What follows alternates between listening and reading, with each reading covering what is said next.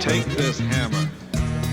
C'est dans cette salle de sport que tout a commencé. Philippe, Pierre, Johan et les autres s'y retrouvent plusieurs fois par semaine pour un entraînement collectif. Mais ils voulaient aussi trouver une activité commune sur l'eau. Ils ont pensé à la pirogue polynésienne. Pourquoi la pirogue? Eh bien, ils sont en plein entraînement là, mais on va aller leur poser la question. Take this hammer. And carry it to the counter. La pirogue polynésienne, on en est venu à ça, à ce sport, parce que ici on est un groupe donc de sportifs qui pratiquent déjà tous des activités nautiques, telles que le paddle, le kitesurf et tout ça. Et donc dans l'idée, on a essayé de retrouver un sport où on pouvait se retrouver en collectif.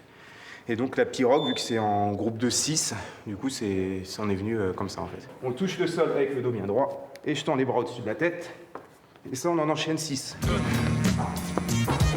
Top. 1 minute, c'est la dernière, là. Tu peux y aller comme un fou, là, vas-y. Allez, joli. C'est bon. Go.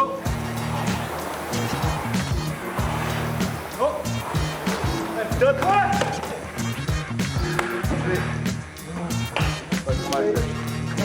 Take this hammer.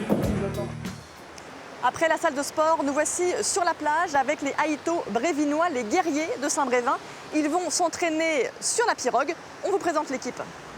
Yoann, rameur numéro 1, celui qu'on appelle le Faoro. C'est sur moi que les autres vont venir caler leur rythme de rame. Johanny, rameur numéro 2.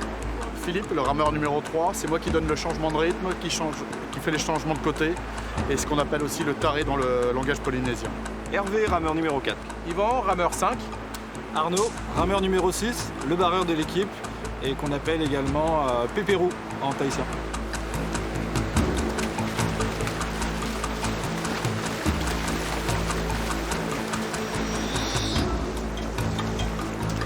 Yep. Excusez-moi, faut que je change de côté. Voilà, c'est le plaisir de la communion d'être ensemble, de pratiquer un sport nautique ensemble. Selon le planning de chacun, parce qu'on a tous un métier à côté, ça peut aller de 2 à 3 entraînements de préparation physique par semaine à la salle. Et ensuite, sur l'eau, pareil, 2 à 3 entraînements en plus sur l'eau. Yep.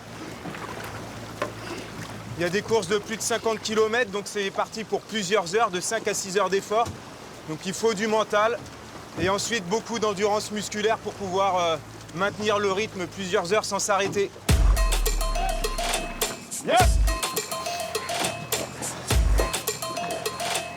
Mon rôle, c'est vraiment de diriger la pirogue, de chercher les meilleures trajectoires pour pas faire perdre de temps à l'équipe. Yep.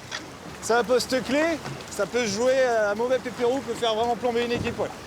Un jour, pourquoi pas aller en Polynésie, ce serait vraiment, on va dire, le Graal pour l'équipe.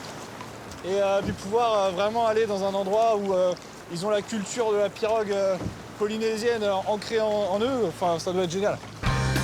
Yep.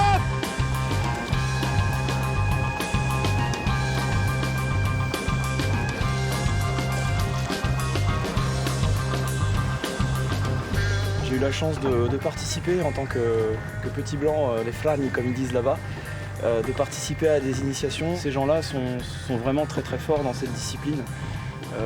C'est comme le rugby en Nouvelle-Zélande, ça reste ancré dans leur gène. Leur ressembler, ce sera très difficile.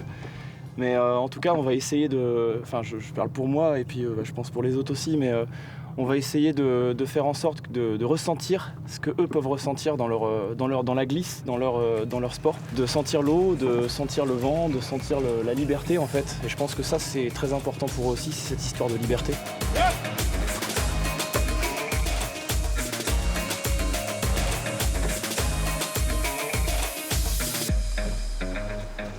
L'association des Aïtos brévinois compte 12 adhérents. Elle recherche aujourd'hui des sponsors pour pouvoir s'étendre, accueillir de nouvelles personnes et de nouvelles pirogues. Une association ouverte aux hommes et aux femmes. Les Aïtos m'ont donné une pagaie, il n'y a plus qu'à.